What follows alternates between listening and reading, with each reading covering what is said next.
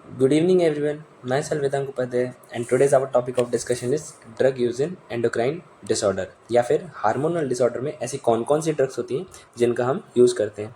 इसमें भी कई सारी ड्रग्स हैं, लेकिन हम हमारा वही पैटर्न फॉलो करेंगे कि इंपॉर्टेंट ड्रग्स को हम डिस्कस करेंगे और बाकी के आपको नोट्स प्रोवाइड करवा दी जाएंगे। सबसे पहले हम बात करेंगे इंसुलिन के बारे में कि इंसुलिन क्या होती है। फिर हम बात करेंगे OCPs, ओरल कॉन्ट्रासेप्टिव पिल्स, और ओरल एंटी डायबिटिक एजेंट, या फिर जिन्हें हम दूसरे नाम से भी जानते हैं, जिन्हें हम बोलते हैं ओरल हाइपोग्लाइसेमिक ड्रग। सबसे पहले हम बात करेंगे इंसुलिन के बारे में। तो चलिए शुरू करते हैं। इंसुलिन क्या होता है? देखो, इंसुलिन एक हार्मोन होता है। हमें क्या क्या बेसिक पता है इंसुलिन के बारे में कि भाई एक पैनक्रियाज होता है, पैनक्रियाज का एक पार्ट होता है आइसोलेट ऑफ लैंगरहैंस, जिसमें से इंसुलिन निकलते हैं, और ये एक पॉलीपेप्टाइड हार्मोन है जो कि कार्बोहाइड्रेट या फिर कार्बोहाइड्रेट मेटाबॉलिज्म में काफ़ी इंपॉर्टेंट रोल प्ले करते हैं। ये हमें पता है। और अपने हिंदी भाषा में देखा जाए तो ये क्या करता है, जो ब्लड में जो ग्लूकोज होता है उसको सेल्स तक पहुंचाने का काम करता है, यानी कि ग्लूकोज को ग्लाइकोजन में कन्वर्ट करता है। या फिर बोला जाए कि जो ब्लड का ग्लूकोज है उसको पहले सेल्स तक लेके आएगा, सेल को जितना यूटिलाइज करना है सेल उतना यूटिलाइज करेगी, और बाकी बचे हुए ग्लूकोज को ग्लाइकोजन में कन्वर्ट कर देता है। ठीक है, ये इसका काम होता है। अब देख लेते हैं क्या लिखा हुआ है अभी। देखो, insulin is a polypeptide hormone. हम सभी जानते हैं क्या है, ये पॉलीपेप्टाइड हार्मोन है which is secreted by isolate of Langerhans. और कहाँ से सिक्रेट होता है? पैनक्रियाज से। ठीक है, it is essential for carbohydrate metabolism. Okay, use in a treatment and control of diabetes mellitus. Yes, diabetes mellitus के कंट्रोल के लिए काफ़ी इंपॉर्टेंट रोल प्ले करता है। Insulin work is converting glucose to glycogen for decreasing blood glucose level. ठीक है, glucose से glycogen में कन्वर्ट कर देता है, जिससे कि जो ब्लड ग्लूकोज लेवल है वो कम हो जाता है। मतलब कि ये हमारा ब्लड वेसल है और ये हमारी सेल है। तो ब्लड वेसल में तो बहुत सारा ग्लूकोज है, यहाँ से सेल तक पहुँचाने का काम कौन करता है? इंसुलिन। और जो जब सेल यूज़ कर लेती है ग्लूकोज को, उसके बाद जो बचा हुआ ग्लूकोज है उसको ग्लाइकोजन में भी कन्वर्ट करने का काम यही करता है। ये इसका इंट्रोडक्शन हो गया। फिर हम बात करते हैं क्लासिफिकेशन के बारे में। क्लासिफिकेशन क्या है भाई? देखो, ये 3 टाइप के होते हैं। कौन कौन से? सबसे पहला होता है शॉर्ट एक्टिंग, जो कम काम के लिए कम टाइम के लिए काम करे। फिर होता है इमीडिएट या इंटरमीडिएट एक्टिंग, इंटरमीडिएट एक्टिंग, और लास्ट आता है हमारे पास लॉन्ग एक्टिंग। ठीक है, अब शॉर्ट एक्टिंग होता है 5 से 8 घंटे के लिए, इंटरमीडिएट होता है वो 20 से 24 घंटे के लिए, और 24 घंटे से ज़्यादा कोई इंसुलिन काम कर रहा है तो उसे हम बोलते हैं लॉन्ग एक्टिंग। ठीक है, एग्जाम्पल देख लेते हैं। तो जो रेगुलर इंसुलिन जिसे हम नॉर्मली यूज़ करते हैं वो होता है शॉर्ट एक्टिंग। ठीक है, एग्जाम्पल इसको दूसरा नाम से भी जाना जाता है जिससे हम बोलते हैं क्रिस्टलाइन जिंक इंसुलिन। ठीक है, इंटरमीडिएट एक्टिंग की बात करें तो उसका एग्जाम्पल है आइसोफान इंसुलिन या फिर semi lente insulin. Next, long acting की बात करें तो उसमें आता है अल्ट्रा लेंटेड इंसुलिन और इंसुलिन गार्गलिन। ठीक है, ये इसका क्लासिफिकेशन हुआ। अब हम देखते हैं कि काम किस तरह से करता है, यानी इसका मोए मैकेनिज्म ऑफ एक्शन क्या होता है। तो देखो, इंसुलिन कैसे काम करता है। अब हमको इतना तो पता है कि भाई इंसुलिन होगा तो वो कई रिसेप्टर सेल पे जाएगा और फिर वर्क करेगा। ठीक है, तो इंसुलिन क्या करेगा? Bind and activate alpha subunit of insulin receptor on a targeted cell. Example के लिए ये एक सेल है हमारे पास। ठीक है, अब सेल में क्या हुआ, एक रिसेप्टर प्रेजेंट है। ये रहा हमारे पास रिसेप्टर, इसे हमने बोल दिया इंसुलिन रिसेप्टर। इसमें 2 सब यूनिट है, एक अल्फा है और एक बीटा है। ठीक है, अब क्या करेगा, जो हमारा इंसुलिन है, एक सेकेंड, यस, जो हमारा इंसुलिन क्या करेगा, अल्फा सब यूनिट पे आएगा। अल्फा सब यूनिट पे आया, उससे बाइंड किया और उसको एक्टिवेट कर दिया। ठीक है, अब अल्फा सब यूनिट को तो इसने एक्टिवेट कर दिया। अब जो ये अल्फा सब यूनिट है, एक्टिवेटेड अल्फा सब यूनिट, ये क्या करेगी, बीटा सब यूनिट पे जाएगी और टायरोसिन काइनेज की जो एक्टिविटी है, टायरोसिन काइनेज है, उसकी एक्टिविटी को स्टिमुलेट कर देगी। अब यदि बीटा जो इसका रिसेप्टर है उस पर जाके टायरोसिन काइनेज की जो एक्टिविटी है उसको स्टिमुलेट कर दिया, तो उसकी वजह से क्या होगा, कैस्केड ऑफ रिएक्शन हो जाएगी। कैस्केड ऑफ रिएक्शन का मतलब क्या होता है? देखो, कैस्केड का मतलब होता है कि एक रिएक्शन हो, इसकी वजह से दूसरी, फिर तीसरी, फिर चौथी, मतलब एक के बाद 2 3 4, तो यानी एक रिएक्शन से दूसरी रिएक्शन, दूसरी से तीसरी, चौथी से पांचवी, मतलब एक चीज़ स्टार्ट की तो उसके बाद कंटिन्यू ऑटोमेटिकली रिएक्शन हो जाती है। इसे हम बोलते हैं कैस्केड ऑफ रिएक्शन। ठीक है, तो ये हुई जिसकी वजह से क्या हो जाता है, ग्लूकोज का अपटेक बढ़ जाता है या फिर ग्लूकोनियोजेनेसिस डिक्रीज हो जाता है। ठीक है, अब देख लेते हैं mechanism of action. Insulin bind and activate alpha subunit of insulin receptor on targeted cell. जैसे कि हमने कहा था 2 यूनिट है, 2 सब यूनिट है, अल्फा एंड बीटा, जिसमें अल्फा को एक्टिवेट कर दिया। Stimulate tyrosine kinase activity in beta सब यूनिट। बीटा सब यूनिट पे क्या कर दिया इसने, हमने बोला कि एक तरीके से इसका जो टायरोसिन काइनेज है उसकी एक्टिविटी को स्टिमुलेट कर दिया, जिसकी वजह से क्या हुआ, जो टायरोसिन काइनेज है उसने क्या कर दिया, कैस्केड ऑफ रिएक्शन स्टार्ट कर दी, यानी एक रिएक्शन से दूसरी, तीसरी, चौथी, पांचवी जो रिएक्शन होती है, और कौन कौन सी रिएक्शन होती है, फास्फोराइलेशन और डिफास्फोराइलेशन, ठीक है। अब इसने जो ये रिएक्शन स्टार्ट की, यानी कुछ ना कुछ वर्क करवाना स्टार्ट किया, जिसकी वजह से क्या हो जाएगा, जिसकी वजह से ग्लूकोज का अपटेक बढ़ जाएगा और ग्लूकोनियोजेनेसिस कम हो जाएगी। तो नेक्स्ट हम बात करते हैं फार्मेकोकाइनेटिक्स के बारे में। फार्मेकोकाइनेटिक्स में क्या क्या आता है, आदमी ए, डी, एम और ई। सो एडमिनिस्टर किसके थ्रू करते हैं हम, सबक्यूटेनियस रूट के थ्रू, ब्लड से ये डिस्ट्रीब्यूट होता है, लिवर में मेटाबोलाइज होता है और यूरिन के थ्रू ये एक्सक्रीट हो जाता है। हम इसको हमेशा सबक्यूटेनियसली देते हैं। अब इसको हम ओरली नहीं देते, क्यों नहीं देते, मतलब क्यों प्रोहिबिटेड है इसको ओरली देना, क्योंकि देखो जो इंसुलिन है वो एक पॉलीपेप्टाइड हार्मोन है। हमारे जो स्टोमक होता है उसमें होता है एक एंजाइम जिसका नाम होता है पेप्सिन, और जो हमारा इंटेस्टाइन होता है उसमें हमारे पास होता है ट्रिप्सिन, ठीक है। अब ये जो दोनों एंजाइम है ये क्या करते हैं, प्रोटीन का डीनेचुरेशन करते हैं या फिर प्रोटीन को ब्रेक डाउन कर देते हैं, डीनेचुरेशन नहीं, प्रोटीन का ब्रेक डाउन कर देते हैं। और इंसुलिन क्या है, इंसुलिन एक पॉलीपेप्टाइड हार्मोन है, यानी कि प्रोटीन से मिलकर बना हुआ है, और यदि हम उसको ओरल देंगे तो स्टोमक में, और स्टोमक में नहीं तो इंटेस्टाइन में ये डिस्ट्रॉय हो जाएगा और फिर ये एक्शन कर नहीं पाएगा, इसलिए हम इसको ओरली ना देके सबक्यूटेनियसली देते हैं, ठीक है। नेक्स्ट हम बात करते हैं इंडिकेशन, यानी कहाँ का इसका यूज़ होता है। तो देखो diabetes mellitus, ketoacidosis, gestational diabetes, diabetic coma, correction of acidosis and hyperkalaemia, इन सब चीज़ों में हम यूज़ करते हैं। अब इसके साइड इफेक्ट क्या क्या हो सकते हैं, तो देखो यदि हमने इंसुलिन ज़्यादा दे दी, यानी कि ये हमारे पास ब्लड है, ब्लड में बहुत सारा ग्लूकोज है, ये सेल है, यहाँ से हम कंटिन्यूस मतलब एक तरीके से ट्रांसपोर्ट करवा रहे हैं ग्लूकोज को सेल तक पहुंचाने का काम कर रहा है इंसुलिन। अब ज़्यादा इंसुलिन दे दिया तो ज़्यादा ग्लूकोज आएगा, जिसकी वजह से क्या होगा, ब्लड में ग्लूकोज ही नहीं बचेगा, यानी हाइपोग्लाइसीमिया की कंडीशन आ जाएगी यदि ओवरडोज में दिया तो, ठीक है। एलर्जी भी इसका साइड इफेक्ट है, oedema, local reaction and lipodystrophy, ये सारे इसके क्या बोल सकते हैं साइड इफेक्ट है। और दूसरा, अब देखो साइड इफेक्ट भी हाइपोग्लाइसीमिया है और कॉन्ट्राइंडिकेटेड भी हाइपोग्लाइसीमिया है, क्योंकि हम हाइपोग्लाइसीमिया कंडीशन में ये इसको जो इंसुलिन है उसको नहीं देते। Lactation, pregnancy, renal and hepatic impairment, renal और हेपेटिक इम्पेयरमेंट क्यों, क्योंकि ये एक तरीके से मेटाबोलाइज और एक्सक्रिएट रीनल और हेपेटिक के थ्रू ही होता है, मतलब हेपेटिक सिस्टम और रीनल सिस्टम के थ्रू ही होता है, इसीलिए, ठीक है। रोल ऑफ नर्स की बात करें तो रोल ऑफ नर्स में हमें इंसुलिन देने से पहले हमेशा ब्लड ग्लूकोज लेवल चेक करना है पेशेंट का, ठीक है। हमें वाइल है उसको ऐसे रोल करना है, उसको शेक नहीं करना, उसको रोल करना है हमारे हाथों के बीच में, ठीक है। हमें प्रॉपर स्टोरेज चेक करना है इंसुलिन का कि भाई हमने उसको अच्छे से स्टोर कर रखा है या नहीं कर रखा, और पेशेंट के जो साइड इफेक्ट है उसके लिए चेक करना है, ठीक है। अब हमने जो इंसुलिन की बात की तो इतना सारा था, उसको हमने एक पेज में समराइज कर दिया, ये रहा आपका इंसुलिन, इससे आप अच्छे से रिविजन कर सकते हो। नेक्स्ट हम बात करते हैं ओरल हाइपोग्लाइसेमिक ड्रग के बारे में, इसको हम ओरल एंटी डायबिटिक ड्रग भी बोलते हैं। अच्छा होती क्या है, देखो नाम से पता लग रहा है ओरल यानी ओरली लेने वाली, तो एडमिनिस्टर कैसे करेंगे, ओरली। हाइपो मतलब कम, ग्लाइसीमिक मतलब ब्लड के अंदर ग्लूकोज का लेवल, यानी ऐसे एजेंट जो कि ब्लड के अंदर ग्लूकोज की कमी करें, यानी ग्लूकोज का लेवल डाउन करें, और जिन्हें हम ओरली ले सकें, ठीक है, उसे हम बोलते हैं oral hypoglycaemic agent. These are the drug which are taken orally to reduce the level of glucose in hyperglycaemic condition. कब यूज़ किया जाता है, हाइपरग्लाइसेमिक कंडीशन में, जब ब्लड में ग्लूकोज ज़्यादा हो। Insulin can not taken orally because it will destroy by enzyme in gut, जैसा कि अभी थोड़ी देर पहले बताया था। अब sulphonylurea was the first oral anti diabetic drug to be made, मतलब sulphonylurea first oral hypoglycaemic या फिर ओरल एंटी डायबिटिक ड्रग थी, ठीक है। क्लासिफिकेशन के बारे में बात करें तो ओरल हाइपोग्लाइसेमिक जो ड्रग है वो उसके अलग अलग क्लासेस होती हैं। सबसे पहले होता है इंसुलिन सेक्रेटोगोगस। अब इंसुलिन सेक्रेटोगोगस का एग्जांपल है सल्फोनाइल यूरिया। ये दो जनरेशन में होते हैं, first generation and second generation, टॉलब्यूटामाइड और ग्लिपेजाइड, ठीक है। टॉलब्यूटामाइड फर्स्ट जनरेशन में, ग्लिपेजाइड सेकंड जनरेशन में, और मोस्टली कौन सी यूज होती है, ग्लिपेजाइड, ठीक है। अब इनको इंसुलिन सेक्रेटोगोगस ही क्यों कहा गया, क्योंकि ये ऐसे एजेंट होते हैं, यानी जो सल्फोनाइल यूरिया एक ऐसे एजेंट होते हैं जो कि ओरली तो लिए जाते हैं, लेकिन ये इनका लास्ट एम होता है इंसुलिन को सीक्रेट करवाना, इसीलिए इनको इंसुलिन सिक्रेटोगोगस बोला गया है। हम मैकेनिज्म ऑफ एक्शन में अच्छे से देखेंगे। फिर आते हैं बाइगुआनेट्स। बाइगुआनेट्स में आ गया हमारे पास मेटफॉर्मिन, फेनफॉर्मिन, ठीक है। अल्फा ग्लाइकोसाइडिक इनिबिटर जिसमें आ गया एक्रोबॉस और वोगलीबॉस। थायाजोलिडिंडियोन जिसमें हमारे पास आ गया ट्रोग्लिटाजोन, ठीक है। और SGLT2 इनिबिटर जिसमें हमारे पास आ गया क्लेपाग्लिफ्लॉजिन और रेमोग्लिफ्लॉजिन, ठीक है। ये इसके एग्जांपल्स हैं जिसमें से हमें इंपॉर्टेंट है इंसुलिन सिक्रेटोगोगस, बाइगुआनेट्स, अल्फा ग्लाइकोसाइडेज इनिबिटर और थायाजोलिडिंडियोन, ठीक है, ये इसके इंपॉर्टेंट है। SGLT2 इनहिबिटर भी आप लिख सकते हो यदि एग्जांपल याद हो जाए तो, ठीक है। नेक्स्ट हम बात करते हैं मैकेनिज्म ऑफ एक्शन के बारे में कि किस तरह से ये काम करती है। अब देखिए सल्फोनाइल यूरिया, मैंने अभी बोला ये इंसुलिन सेक्रेटोगोगस का पार्ट है, मतलब इंसुलिन सेक्रेटोगोगस के अंदर आता है। इंसुलिन सेक्रेटोगोगस का मतलब होता है जिनका एम है इंसुलिन को रिलीज करवाना। इंसुलिन कहाँ प्रेजेंट होती है? बीटा सेल्स पे। अब बीटा सेल्स से हम इंसुलिन कैसे निकलवा सकते हैं?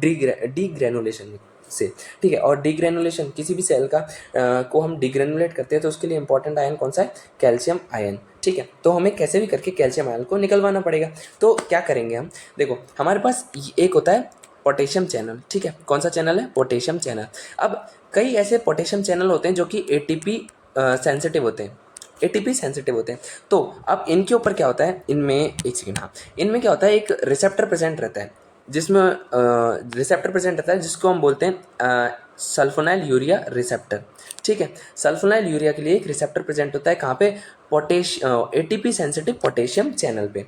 तो क्या होता है? जो सल्फोनाइल यूरिया है हमारा, वो क्या करता है? वो potassium sensitive ATP sensitive potassium channel की जो एक सब यूनिट है या फिर एक रिसेप्टर है SUR1 सल्फोनाइल यूरिया रिसेप्टर 1, वहाँ पे आके क्या हो जाता है? बाइंड हो जाता है। अब बाइंड हो गया तो उसकी वजह से क्या हो जाएगा? जो पोटेशियम है वो क्लोजर हो जाएगा, मतलब जो पोटेशियम चैनल है वो बंद हो जाएगा। अब यदि पोटेशियम चैनल क्लोज हुआ तो क्या होगा? हमारी मेम्ब्रेन में डिपोलराइजेशन होगा, यानी कि जो मेम्ब्रेन है वो डिपोलराइज हो जाएगी। अब मेम्ब्रेन डिपोलराइज हो गई तो उसकी वजह से क्या हो जाएगा? कैल्शियम चैनल का ओपनिंग हो जाएगी, ठीक है, क्योंकि हमें जो प्लस चार्ज है वो बाहर की तरफ मेंटेन तो करना है ना, इसीलिए कैल्शियम चैनल ओपन हो जाएंगे, ठीक है। अब यदि कैल्शियम चैनल ओपन हुए उसकी वजह से क्या हो गया? कैल्शियम का रिलीज हो गया। और हमने बोला था कि किसी भी सेल के डीग्रेनुलेशन के लिए हमें कैल्शियम आयन की जरूरत पड़ती है। तो अब यदि कैल्शियम आयन रिलीज हो गए तो वो बीटा सेल्स पे जाएंगे और डीग्रेनुलेशन करेंगे बीटा सेल्स का, जिसकी वजह से इंसुलिन सिक्रेट हो जाएगी। तो आपने देखा सल्फोनाइल यूरिया इंसुलिन को सिक्रेट करवाता है, इसीलिए हम सल्फोनाइल यूरिया को इंसुलिन सेक्रेटोगोगस की क्लास के अंदर रखते हैं,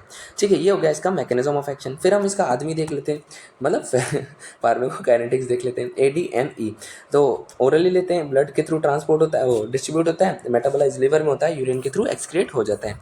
कब कब यूज़ होता है? तो diabetes mellitus type 2 diabetic mellitus में हम इसको यूज़ करते हैं और हाइपरग्लाइसीमिया में भी हम इसको यूज़ करते हैं। साइड इफेक्ट होता है वही नोजिया, वॉमिटिंग, ठीक है, जॉन्डिस हो गया, डायरिया हो गया, कॉन्स्टिपेशन हो गया, हेडेक, हाइपोग्लाइसीमिया यदि ओवरडोज में दे दिया तो, और पेन भी होता है, ठीक है। कॉन्ट्रा इंडिकेटेड कहाँ होता है? टाइप 1। अब देखो हमने जो बोला कि डायबिटीज़ मेलाइटस का टाइप 2 में ये इंडिकेटेड होता है और कॉन्ट्रा इंडिकेटेड होता है टाइप 1 डायबिटीज़ मेलाइटस में। आपने लास्ट ईयर MSN में 4 टाइप की डायबिटीज़ पढ़ी होगी, ठीक है। तो उसमें टाइप 1, टाइप 2 जेस्टेशनल डायबिटीज़ होती है। तो टाइप 1 में ये कॉन्ट्रा इंडिकेटेड होती है और टाइप 2 में ये इंडिकेटेड होती है, यानी यूज़ की जाती है। उसके अलावा प्रेगनेंसी हो, लैक्टेशन हो, ठीक है, इनमें भी ये कॉन्ट्रा इंडिकेटेड होती है। डायबिटिक कीटोएसिडोसिस, उसमें भी ये कॉन्ट्रा इंडिकेटेड होती है क्योंकि टाइप 1 का ये कॉम्प्लिकेशन होता है। डायबिटिक कॉमा, अब देखो डायबिटिक कीटोएसिडोसिस और डायबिटिक कॉमा दोनों किसके कॉम्प्लिकेशन है? टाइप 1 के, इसीलिए। और टाइप 1 में ये कॉन्ट्राइंडिकेटेड है तो इन दोनों में भी ये कॉन्ट्राइंडिकेटेड होगी। मेटाबॉलिक एसिडोसिस और रीनल फेलियर में ये कॉन्ट्राइंडिकेटेड होती है। नर्स इज रेस्पॉन्सिबिलिटी इंसुलिन की तरह ही होती है, ठीक है। अब ये इसके एक तरीके से एक पेज का हो गया, 1 लाइनर, 1 पेज, ठीक है। अब हम बात करते हैं ओरल कॉन्ट्रासेप्टिव पिल्स के बारे में। ओरल कॉन्ट्रासेप्टिव पिल्स क्या होती हैं, आइए देख लेते हैं। तो देखो OCPs आर द मेडिसिन और birth control pill are use to prevent pregnancy. मतलब कि देखो नाम से समझ में आ रहा है कि OCP ओरल कॉन्ट्रासेप्टिव पिल, ठीक है, या फिर बर्थ कंट्रोल पिल, यानी कि जो बर्थ ना होने दे, ऐसे पिल्स, और जिनको हम कैसे एडमिनिस्टर करें? ओरली, ठीक है। These are also called as birth control pills, इसको हम बर्थ कंट्रोल पिल्स भी बोलते हैं। OCP contain hormone oestrogen and progesterone. कौन कौन से हार्मोन रखती है ये? प्रोजेस्टेरोन और एस्ट्रोजन रखती है। That have success ratio of 99%, जिनका सक्सेस रेशियो कितना होता है? 99% होता है, ठीक है। तो आपको बात समझ में आई। ओरल कॉन्ट्रासेप्टिव पिल्स का दूसरा नाम बर्थ कंट्रोल पिल होता है। ये एस्ट्रोजन और प्रोजेस्टेरोन से मिलकर बनी होती है, जिनका सक्सेस रेशियो 99% होता है एंड इनका मेन काम होता है प्रेगनेंसी को प्रिवेंट करना, ठीक है। क्लासिफिकेशन में देखा जाए तो 3 टाइप की होती है। कंबाइंड OCP, कंबाइंड मतलब जिनमें दोनों एस्ट्रोजन और प्रोजेस्टेरोन दोनों प्रेजेंट हो हार्मोन, ठीक है।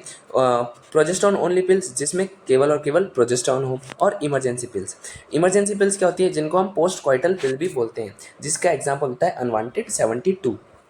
क्या होती हैं ये पिल्स? देखो इमरजेंसी पिल्स वो होती हैं जिसमें जो 2 पर्सन है, मतलब कि जो पार्टनर है, 2 पार्टनर, वो अनप्रोटेक्टेड सेक्सुअल इंटरकोर्स करते हैं और प्रेगनेंसी के चांसेस को डिक्रीज़ करने के लिए वो 72 आवर्स के अंदर, जैसे कोइटस हुआ उसके 72 आवर्स के अंदर जो पिल्स है इमरजेंसी पिल, यदि उसको एडमिनिस्टर कर देते हैं या फिर वो ले लेते हैं तो जो प्रेगनेंसी है वो नहीं होती, ठीक है। इसलिए इनको बोला गया है इमरजेंसी पिल, यानी कि 72 आवर्स में ली जानी चाहिए, ठीक है। प्रोजेस्टेरोन ओनली पिल्स, ये इनको मिनी पिल्स के नाम से बोला जाता है। ये इसमें प्रोजेस्टेरोन हार्मोन होता है। इसके एग्जांपल है लेवोनॉर्जेस्ट्रोल और नॉर्जेस्ट्रोल, ठीक है। नॉर्गेस्ट्रोल भी बोलते हैं, नॉर्जेस्ट्रोल भी बोलते हैं, तो प्रोनाउंसिएशन में थोड़ी सी दिक्कत है, ठीक है। कॉम्बिनेशन कॉम्बाइंड पिल्स, इसमें एस्ट्रोजन प्रोजेस्टेरोन दोनों प्रेजेंट है। मोनोफेजिक, बाइफेजिक और ट्राइफेजिक पिल्स का एग्जाम्पल होते हैं। अब नेक्स्ट हम बात करते हैं मैकेनिज्म ऑफ एक्शन के बारे में कि इनके किस तरह से, मतलब ये किस तरह से काम करती हैं, क्या मैकेनिज्म फॉलो करती हैं। देखो, चाहे वो कंबाइंड पिल्स हो चाहे वो प्रोजेस्टेरोन ओनली पिल्स हो, दोनों का मेन एम है फर्टिलाइजेशन को रोकना। तो किस तरह से काम कर रही है, देखो कंबाइंड पिल्स क्या करती हैं, इनिबिट करती हैं एलएच एंड एफएसएच को नेगेटिव फीडबैक देके, ठीक है, जिसकी वजह से क्या होता है ओवुलेशन नहीं हो पाता, और यदि ओवुलेशन नहीं हुआ तो फर्टिलाइजेशन नहीं होगा, ठीक है। अब ये एलएच एंड एफएसएच को नेगेटिव फीडबैक कैसे दे रही है, देखो ये हमारा हो गया हाइपोथैलेमस, ठीक है, ये हमारी हो गई पिट्यूटरी ग्लैंड और ये हो गई हमारे ओवरी।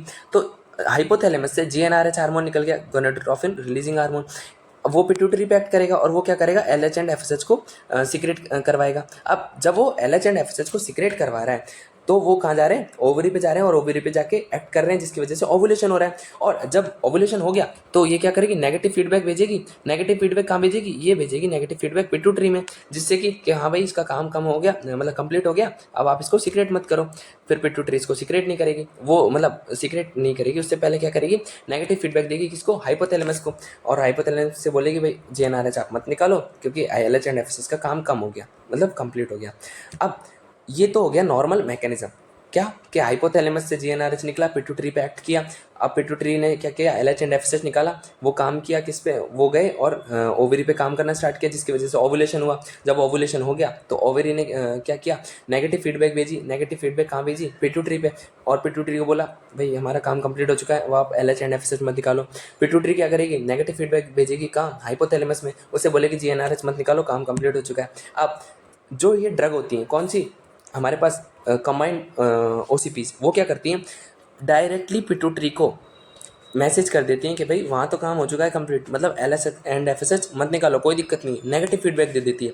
तो पिट्यूटरी क्या करती है, हाइपोथैलेमस को कहती है भाई काम तो हो गया, मत रिलीज करो आप, तो जीएनआरएच नहीं निकलता है, जिसकी वजह से एलएच एंड एफएसएच भी नहीं निकलते और ओवुलेशन हो ही नहीं पाता है। So this is the mechanism.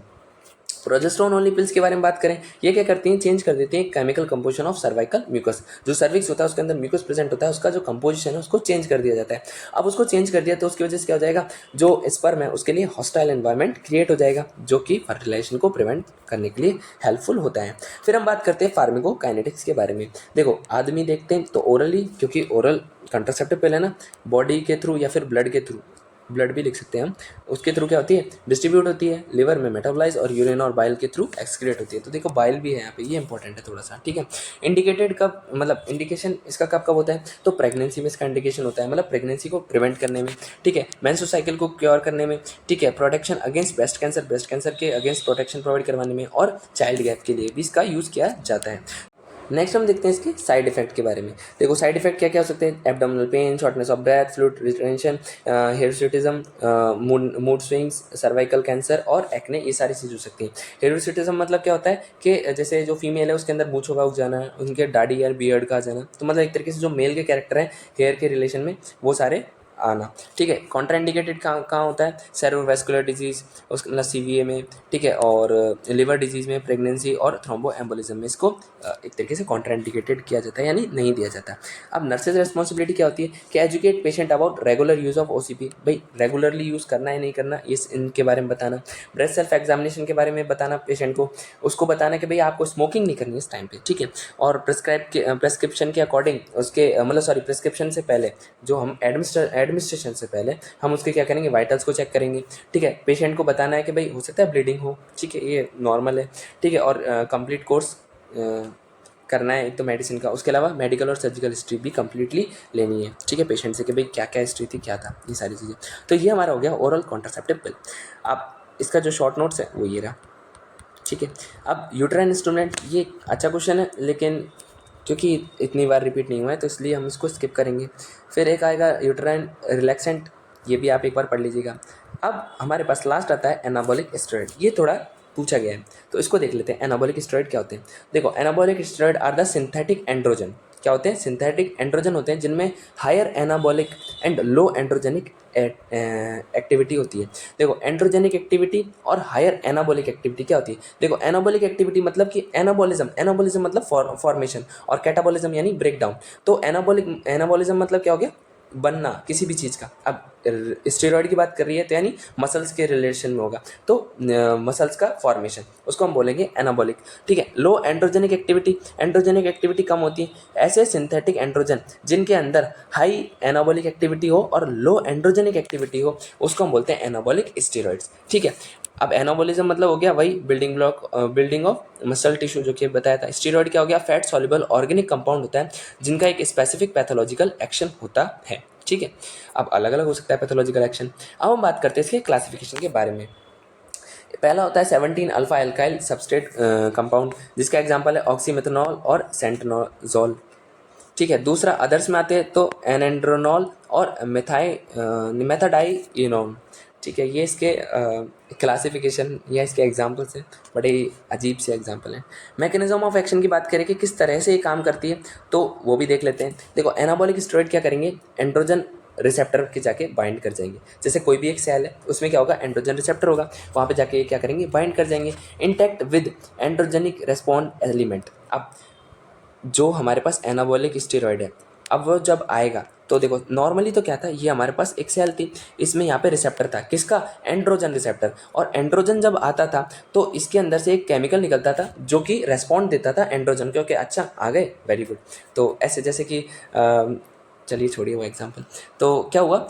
जो एनाबॉलिक स्टेरॉइड है वो आएगा, वो भी क्या करेगा जब वो आएगा, तो क्योंकि वो सिमिलर किसके जैसा है? वो एंड्रोजन की तरह। तो क्या होगा? जो एंड्रोजन रिस्पॉन्ड एलिमेंट है वो भी आएगा, वो कहेगा अच्छा ठीक है आप आ गए, चलिए आ जाइए, यानी उसके इंटरेक्ट करेगा। अब यदि वो इंटरेक्शन हुआ, यदि नॉर्मल एंड्रोजन होता तब तो ठीक था, लेकिन क्या है, ये एनाबॉलिक स्टेरॉइड यानी सिंथेटिक है, तो ये क्या कर देगा? जेनेटिक ट्रांसक्रिप्शन कर देगा, मॉडिफाई कर देगा जेनेटिक ट्रांसक्रिप्शन को, जिसकी वजह से क्या होगा? जो किसकी प्रेजेंस में? को रिसेप्टर और को एक्टिवेटर की प्रेजेंस में, जिसकी वजह से क्या होगा? मसल बिल्डिंग हो जाएगी, यानी कोई भी पर्सन है उसकी मसल बिल्ड हो जाएगी, लेकिन उसकी जो एंड्रोजेनिक एक्टिविटी है या जिसे हम बोलते हैं लिबिडो, वो इतनी ज़्यादा नहीं बढ़ेगी। ठीक है। नेक्स्ट हम बात करते हैं इसके फार्माकोकाइनेटिक्स के बारे में। एडमिनिस्टर आईएम या ओरली, ठीक है, ब्लड के थ्रू डिस्ट्रीब्यूट किया जाता है, मेटाबोलाइज होता है लिवर में और एक्सक्रिएट होता है किडनी के थ्रू। कब कब यूज़ होता है? तो ऑस्टियोपोरोसिस, एनीमिया, सब optimal growth in boys, accelerate rebuilding of tissue, भाई डैमेज हो गया और रीबिल्डिंग करवानी है तब, कार्सिनोमा ऑफ ब्रेस्ट। ठीक है। कॉन्ट्रा इंडिकेटेड कहाँ होता है? Breast and prostate cancer. ठीक है। और hypokalemia, hyper sensitivity, liver disorder और किडनी डिसऑर्डर में ये कॉन्ट्रा इंडिकेटेड होता है। साइड इफेक्ट क्या हो सकते हैं? Jaundice, gynaecomastia, diarrhoea, importance, nausea, vomiting और क्रोनिक पेरिएपिज्म। ठीक है। अब इसकी नर्सिंग रिस्पॉन्सिबिलिटी क्या होती है कि भाई साइड इफेक्ट और जो हमारे पास इसके एडवर्स इफेक्ट है उनको चेक करना, ग्लूकोज के लेवल को चेक करना पेशेंट में, यदि जो पेशेंट डायबिटीज वाला है तो उसमें ग्लूकोज के लेवल को चेक करना, क्योंकि ये जो एनाबॉलिक स्टेरॉइड्स होते हैं ये क्या करते हैं? ग्लूकोज की जो टॉलरेंट कैपेसिटी है वो उसको भी क्या अल्टर्ड करते हैं। ठीक है। Warn at least that use of this drug में increase stamina but give you long term side effect. Obvious है यार, कुछ भी स्टेरॉइड्स हम बोलते हैं ना कि स्टेरॉइड देखो उस टाइम के लिए तो हमको काफ़ी अच्छी एनर्जी प्रोवाइड करवा देंगे, लेकिन बाद में कहीं ना कहीं इनके साइड इफेक्ट बहुत ज़्यादा होते हैं, और ओवरडोज तो लेनी नहीं है भाई, नॉर्मल डोज में भी नहीं लेना चाहिए वैसे तो ओवरडोज में तो ऑब्वियस नुकसान करेंगी। और ये इसका हो गया 1 पेज। ठीक है। So this is all about our topic drug use in endocrine disorder या फिर हार्मोनल डिसऑर्डर। होप सो आपको ये लेक्चर अच्छा लगा होगा। If you like then please share and subscribe our channel. Thank you so much.